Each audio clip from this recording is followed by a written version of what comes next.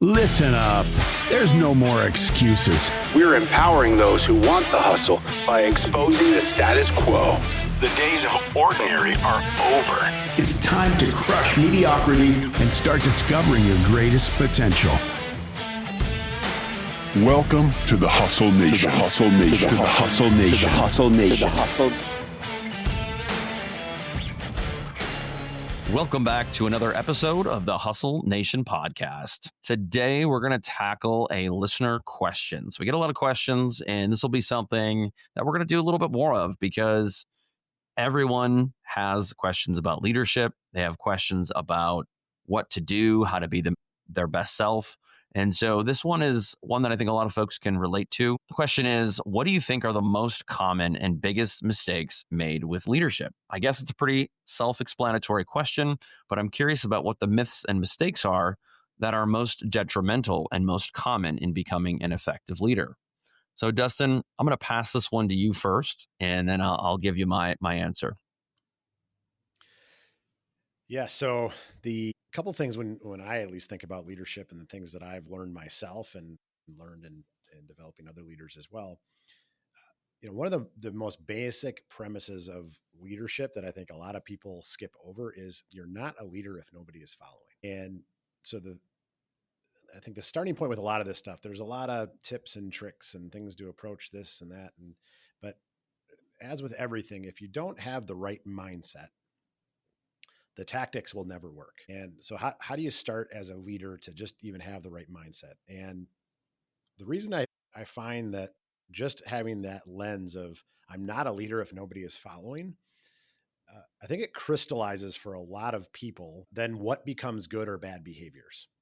And there's some that can cut both ways, but for the most part, that starts to really parse things out pretty clearly. So as an example, if I'm a leader worth following, what are the behaviors that you've seen from other people that you're like, oh, I want to follow that person, as opposed to what are the behaviors that you see of somebody that repels that, right? So as an example, no one wants to follow a leader that says one thing and does another, right? Super common. Now, I don't necessarily know that a lot of true leaders actually do that, but man, we know it when we see it, right? So that's an easy one where you can see like, okay, well, clearly I don't want to say one thing and do another, right? I don't want to say that I, allow this behavior, but then I just do it, or I don't allow this behavior, but then I do it myself. But I think if we look at like, what are some of the biggest gaps then, if somebody has that mindset that says, okay, I want to be a leader, how do I, what's the biggest gaps of, how to become a leader worth following? I think most people believe that as a leader, you have to be the one with all the answers and position yourself as the smartest person in the room. And when you do that, it's interesting. Now, that doesn't mean that leaders may not be very smart. It doesn't necessarily even mean that a leader may not have some of the answers. But I think from a mindset perspective, if you flip it to, okay, well, as a leader, what is my job really to do? My job as a leader is actually to help those around me to actually have greater success. And if, a lot of people talk about it as like servant leadership and things like that. And there's some good principles there for sure. But I think there are some misnomers there as well. I think the biggest gap though that people have is if they think that I need to be the smart person in the room or I need to have all the answers. And the reason I think that often happens is, where do we usually find our leaders? We usually find our leaders in somebody that's a very, very good individual contributor. They're very good at whatever their role is. And so then we promote them into being a manager, which doesn't necessarily mean they're a leader, but it puts them in a leadership position, the opportunity for leadership. And then oftentimes the reason that they got that is because, frankly, as an individual contributor, they did have a lot of the answers. They did have a lot of the right behaviors, right? That's oftentimes why they might get put in a position like that. But then when they get in that position, they have to realize their role is entirely different. Their role is entirely changed. And so now what you're trying to do is you're trying to help other people find the answers. You're trying to help develop other people, as opposed to just being the one that gives all the answers. Now, the other thing with being a leader is there is, depending on the role and there is some additional responsibilities that you have as well, right? And one of the most critical ones in my mind is alignment around a vision of the future. And if you don't have that in your head and you don't have that being communicated consistently, then everything that you do is going to seem very, very random.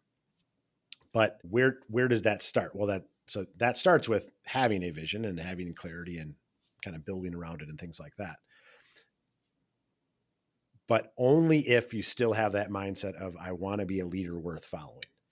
Because if you paint a vision of the future and it is dictated, not a lot of people like to go along with that, right? Not a lot of people don't want to be told what to do, right? And so if instead, if you have a vision, right, whatever that is, depending on your role, and again, this doesn't even have to be in a company, right? You can do this as a spouse, as a mentor, as a parent, right? Like, but if you paint this vision of like, okay, this is what the future could be for that person, right? Or for that team, right? Or a collection of the two. Now you've given them something to look for, something to shoot for, because I think a lot of times people may not have that. They may just not even know that that's possible. But then it's, how do you support them along the way? And you don't support people by just giving them all the answers. So I'll give one other kind of example. It's a lot easier for people to think about it when you think about it for your kids. If you prevented your kids from ever failing, if you prevented your kids from ever making mistakes, if every time they had a test for school, you gave them all the answers, that might help on the test, but it actually is going to kill them in the long run. Yeah. Well, that's true of all things of leadership. Now, that doesn't mean that you can't help them along the way either, right? Like, just as you might as a parent with your kid in school, right? You might say, okay, well, have you thought about studying differently? Have you thought about some good habits this way, right? Or maybe they have, they need help with reading when they're a younger kid, and you can actually help them with some of that, right? So it doesn't mean that you just completely abdicate your responsibility on helping them along the way. But I think far too often we try to be the answer givers, and what we're actually doing is not only not helping others develop, we're actually killing our leadership as well. Yeah, great points all around. For me, it's interesting, and I've mentioned this before. I look back and I can say I don't think I've had a lot of great leaders in my life, and it's made me question if great leaders are really that rare. And it sounds a bit negative, so I try not to say it too often. But there's both some blessings to that and some things that feel like a curse. Number one, it's taught me a lot of what not to do, which I'm very grateful for, because I've seen from afar what good looks like. I have limited experience with very good leadership, and it's something that a lot of people seek out. Everyone wants that culture because good culture stems from good leadership, good vision, right? You've got that solid foundation, as we've talked about. And so I've kind of made my list of leadership myths, and I think that these are all really important. So a lot of people, when they talk about what are those myths out there, well, I don't think that leaders are born. I think that good leaders are made, and that requires a lot of time and investment in yourself to be always learning. I think always be a student of the game is a really important mentality, and sometimes that comes with age as we get more humble and more wise as we get older. You had mentioned one about not having all the answers. I think a lot of people think, well, if I'm going to be a leader, I have to have all the answers, and that's just not true. In fact, I think that's what makes a great leader, is when someone's humble and wise enough to say, look, I don't have the answers, but I may know people who do, or maybe I can ask some questions to help reveal what those answers are. I also learned really early on, as I took on some leadership capabilities or leadership positions in my 20s and 30s, which was that leadership does not equal authority, nor should it, right? And so I found very early on that it takes time, and it takes character and vision to build influence and get people to want to follow you. And I don't even like to think of it like following you, but want to work for you, want to be on your team. The other one that I've seen that I think is really important because we're human beings, we are people, is I think a good leader needs to be vulnerable. And so often I've seen this on the opposite side is when someone's willing to open up and tell you, look, I may be a leader, or maybe I might be successful. I might be, some people associate wealth with success. Doesn't mean everything's perfect in my life. So to be able to build a relationship on both sides, you're going to get people to open up and be vulnerable for you. But like anything, it's a two-way street. And so I find that vulnerability is really, really key in building a good culture and building a good team. The other one is good leaders never fail. I think that that's 100% false. In fact, I would argue that all good leaders have failed a lot.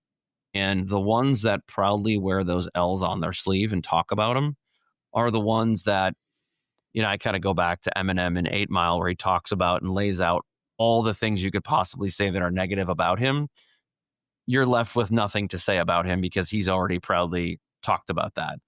And so I think it's important to piggyback off the vulnerability thing I just mentioned, that we do fail because we're not perfect. And that kind of leads me to my next one, which is I just hate the thought of perfect. I really do. I think that I've learned a long time ago, and I've probably talked about this and referenced it with you, Beston, many times, is I learned in my 20s in a job interview with Quicken Loans as part of their Quicken Loan isms, which is a big part of their culture, that good is good enough.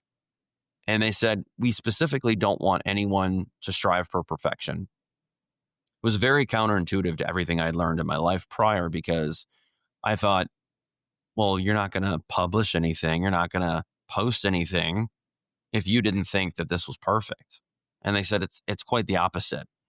We think about it from an efficiency and productivity standpoint, that if we're putting out really good work that we're proud of, that's good enough. Because you're going to be inefficient. You're going to develop imposter syndrome. You just keep thinking about it like, oh, I have to be perfect. Well, we are not perfect. And very little that we do is perfect. And that's okay. Let's just be the best we can be. And that's important. Just to piggyback on that, when you talk about these things, I think the two buckets you can start putting these in is the difference between using personal power and positional power. So I think for so many leaders, especially, in organizations, right, where they, but not even that, I'll use parents as a great example, right?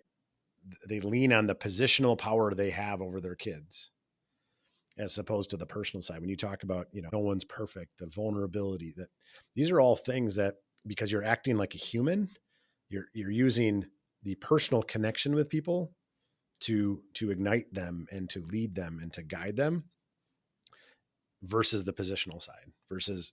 And I mean, if you look at the worst leaders you've had, they all lean on the positional, have very little personal power. The best leaders in the world have all this positional power because they've accumulated it and don't use any of it. And that's why they're such great leaders. That's why, because they could use it. And it doesn't mean they've never used it or they will never use it, but they don't need to, because they've built up such connection and such leadership in the personal power side. And it's, when we look at, as you're going through these, like these, that's the buckets I continue to see.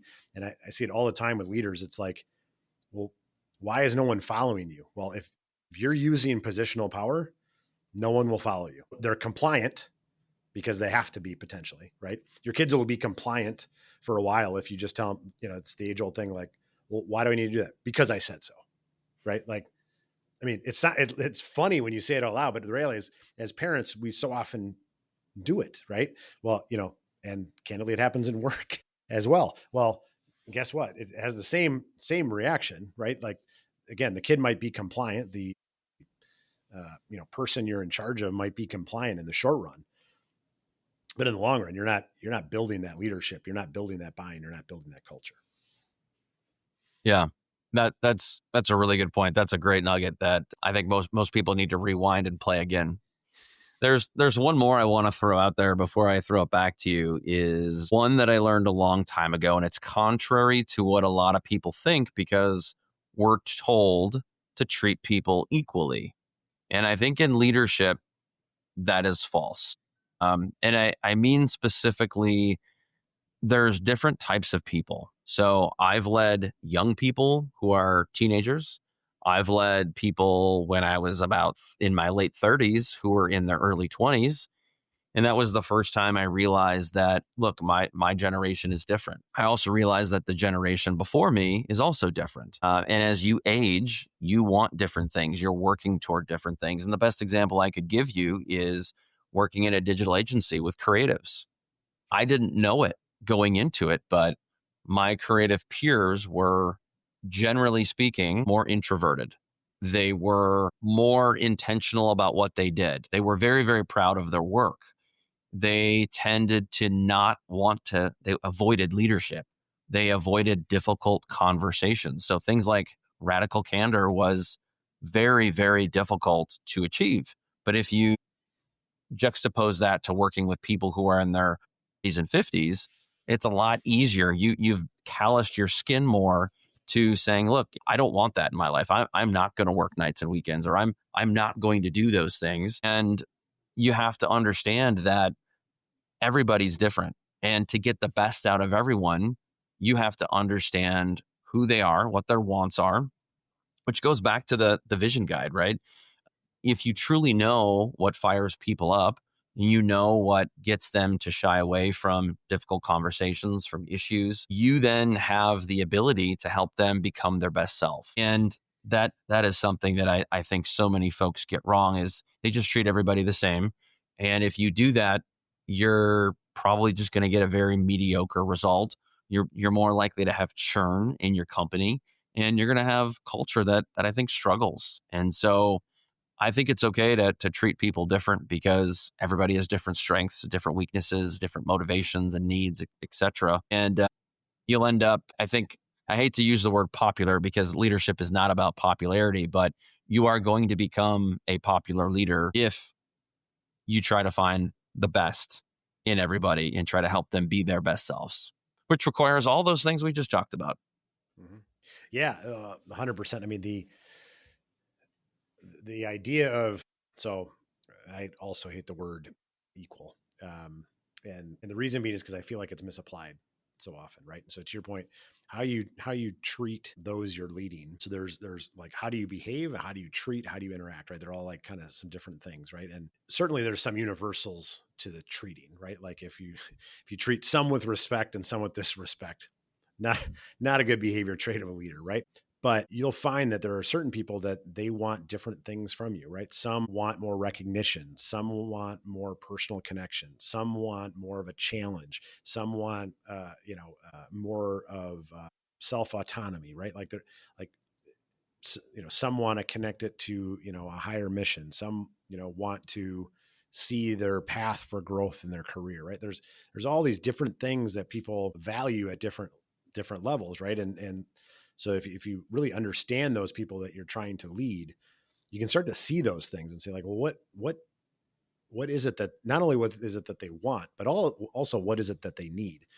I think one of the challenges as a leader, you kind of mentioned the radical candor. I think, one of the biggest challenges leaders often have is that direct conversation, that radical candor. And the reason is it's always said, I don't want them to be disengaged. I don't want them to, so I don't want to give them that feedback. And while certainly the way in which you give feedback is important, holding that back is one of the most selfish things you can do as a leader, because you're not helping them at all, because you're literally preventing them from seeing something that they can change, because you don't want to lose something that maybe you have in a connection with them.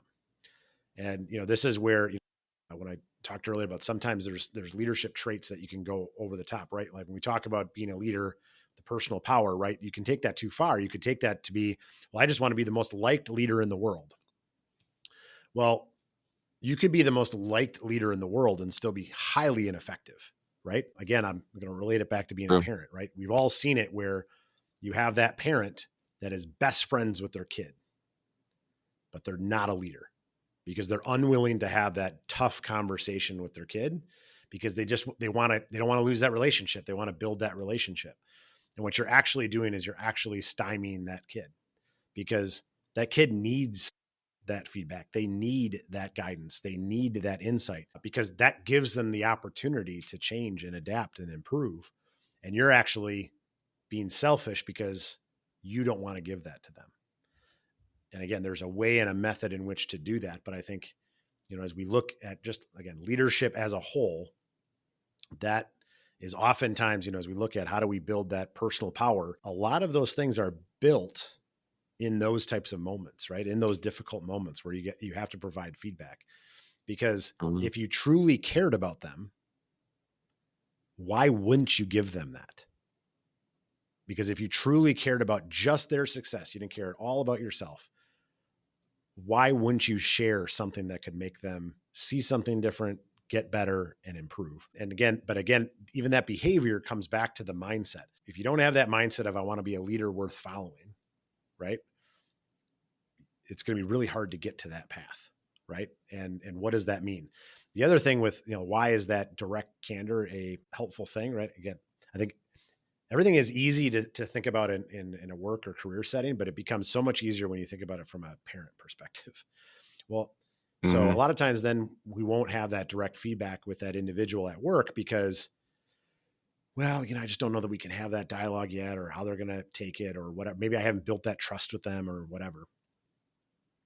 Well, guess what do the other people then on the team see? Well, they see that you're unwilling to have that conversation. Well, then that actually frustrates them, right? And again, I use it as a kid perspective, right? If doesn't mean you need to treat your kids equally, right? I don't believe in that. However, there are some things that if you tell one kid, all right, this is unacceptable behavior, and you hold them to it, and you call them out on it, and then the other kid, you just don't have that conversation. You just let it be. You let it go. Well, after a while, that other kid is going to be disenfranchised to say, well, wait a second, like, why am I the only one being held accountable, right? And again, they're equal is not right, because there can be seasons of life, there can be different priorities, there can be, with kids or people or whatever. But the point being is if you have that mindset of, I'm here to serve, I'm here to develop, I'm here to lead, I'm here to be a leader worth following. When you have a real self-assessment, it becomes a lot easier to decide what are the things that I'm doing that are advancing that versus taking away. What's up, listeners? I just wanted to say thank you for being a part of the Hustle Nation community. We are absolutely thrilled and honored that you listen to our show. I wanted to take a break to share a special resource with you. I'm talking about our 2020 Vision Guide. This is a pivotal tool we use in our workshops where participants typically invest thousands of dollars for transformative experiences. Imagine having a crystal clear, actionable roadmap to not just meet, but exceed your personal and professional goals. That's the power of the 2020 Vision Guide. And here's the best part. We're offering it to you for free. This is your chance to leverage a tool that has propelled hundreds of people achieve unparalleled success. Visit our website now. I'm including the URL in the show notes below, where you can download our guide and start your journey toward clarity and achievement. Don't wait. It's time to create the life you deserve today. Now back to the show. My wife always says feedback is a gift. And I'm sure a lot of you out there have heard that before. But I remember hearing that, and it was always kind of said as a joke, right? You say it to your friends, well, feedback is a gift, right? It really, truly is. It is really helpful, and it's really important. I recall one of the first big jobs I ever had, and I told my wife to be at the time, I was like, and I don't get any feedback. And I said, I don't know how I can improve. I don't know how I'm doing. And I started to wonder, I'm like, well, maybe I'm not doing very good because they're not saying anything at all. And as you know, you and I talk a lot about this. Silence usually is more bad than it is good because you just wondering, question marks everywhere. And so I thought about that and I was like, I've seen in leadership where there's these colleagues who go on a performance improvement plan, a PIP plan, and it's usually because they're failing. 2 years in, you've already failed them because you should have gave them the feedback right away, given them the opportunity. That's when people start looking for different jobs. They're already mentally half out the door. And if anything, I'm going to put half the blame on the leadership. I'm not going to blame the individual as much because they were let down. Nobody's perfect. Maybe they're not in the right job. Maybe, like you said, there's seasons of life. But if that person was given feedback within the first couple of months, they might have been able to see things differently. They might have been able to say, hey, maybe this job's not for me. Give me now 6 months of my life back where I can go do something I really love or something I'm probably better fit for. And so I think if you want to create a great culture of transparency and great culture just in general, I think you have to start to give that feedback. As soon as you see it, you need to say something rather than hold on to it until, well, it's a year now and I think Charlie needs to be on a performance improvement plan. Well, that's on you. You should be doing that right away, because then Charlie can then take that same mentality, and everyone that reports to him, he can start, it's a trickle down effect, because then Charlie's going to do it. And so it starts at the top and trickles down, and what you're not doing, your team's also probably not doing with their direct reports. And so that is one thing that I've looked at is, if you're starting over, you're starting a new career, you're in a new position, this is a great time to start to provide that radical candor. And it's always hard in the beginning, but once you do it a few times, it just becomes part of what you do. And people do love it. I started to realize, I'm like, I prefer the feedback. I like it. Someone says, or for example, the best marriages, the strongest marriages are the ones when the spouse tells the husband, I really don't like when you do that thing, and here's why. And it's like, oh, really? I've been doing that for years. You don't like that? Absolutely. So, Dustin, any final thoughts on this? So I think anytime someone is trying to be a leader, if you have the right mindset, I think that's a great place to start. And I think that maybe if there was one thing that could kind of wrap this up, I think it's the thirst to be better as a leader. Because I think all of these things, if you have the right mindset, you're seeking it out, you're trying to pour into those around you, and you have that kind of genuine thirst to be better, right? If you're listening today, right? If you're reading different books, things like that, you have that genuine thirst, that will not only make you better because you'll learn different things, and but it'll permeate to those around you, right? If at the end of the day, we are ultimately human, and humans know when humans are trying. And so if you're trying with right intentions, with the right mindset, you can actually make a lot of mistakes. I have made thousands of mistakes as a leader, and I will continue to make thousands of mistakes as a leader. But I think one of the things that has helped me is I'd like to believe that I don't think anyone doesn't understand that I'm working really, really hard with best intention in mind each and every day to be the best leader I possibly can. And that gives me some latitude to fail and adapt. Yeah.